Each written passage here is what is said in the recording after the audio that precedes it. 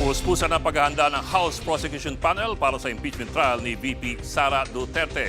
At live po mula sa Batasang Pambansa. Nauna sa balita si Marian Enriquez. Marian, anong paghahandang ginagawa ng mga House Prosecutors?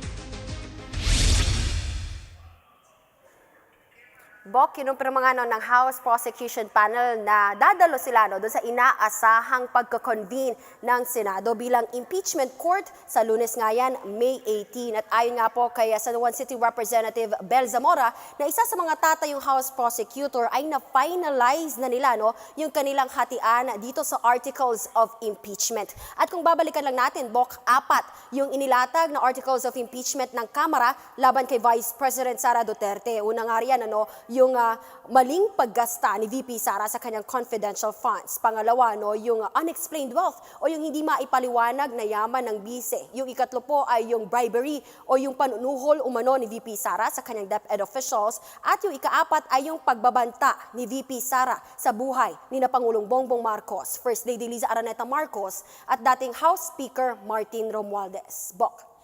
Pero Bok, malamang di nila paghandaan yung pagpalit ng liderato ng Senado. Kumpiyansa ba mga prosecutor ng House na talagang uusad yung impeachment trial? Bok, aminado nga yung mga kongresista, partikular na itong mga House prosecutors na baka harangin, nababahala sila na maaring harangin na naman ng Senado at hindi ituloy itong paglilitis ni VP Sara gaya nung ginawa nila noong nakaraang taon. Narito po yung mga pahayag ng House prosecutors. Maasa nga ako na gagawin ng ating senators ang nakalagay sa saligang batas, which is to proceed to trial forthwith.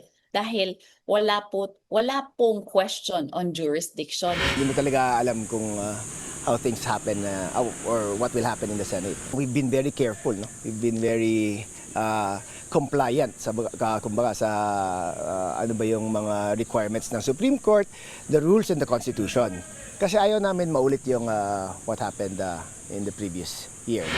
All questions relating to whatever it is, whether to jurisdiction, whether to preliminary questions on the status, for example, of the Supreme Court petition of the defense, that should be resolved not as a Senate plenary, but in the Senate impeachment.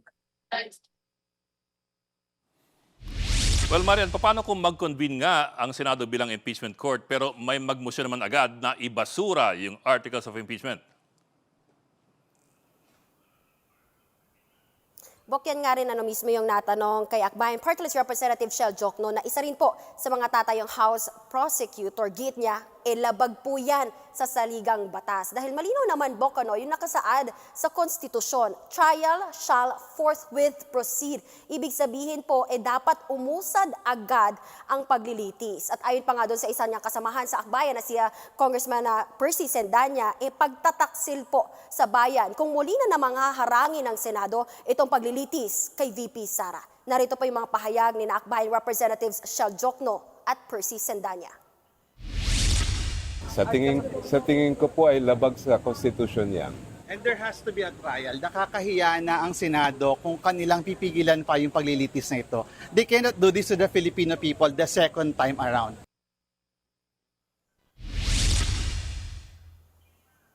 Bok, ay nga kay Senate President Alan Peter Cayetano, inaasahan nga yung posibleng pagkakonvene ng Senado sa Lunes yan, May 18. Pero kung magkatuloy at matuloy na nga itong pagkakonvene, ayon sa kanya, hindi naman daw agad-agad mag-uumpisa yung paglilitis o yung trial proper dahil may mga kailangan pang gawin, gaya nga po ng pagmamarka ng mga ebidensya at gayon din yung pagpapatawag sa mga testigo.